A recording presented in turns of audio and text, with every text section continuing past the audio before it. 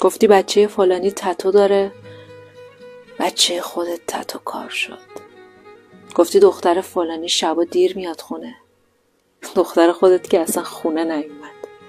گفتی بچه فلانی داره راه غلط رو میره، بچه خودت تا ته همون راه رفت و آسفالتش کرد. میخوای اسمشو بذاری کارما، بذاری چوب خدا؟ بخور، نوش جونت. بگذار بگویند و بگویند و بگویند، بگذار ببرند و بدوزند و بپوشند. تو بخند، خیره بمان، گوش بده، هیچ مگو.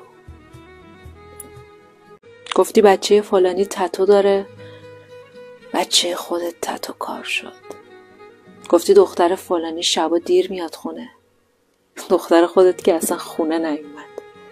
گفتی بچه فلانی داره راه غلط رو میره،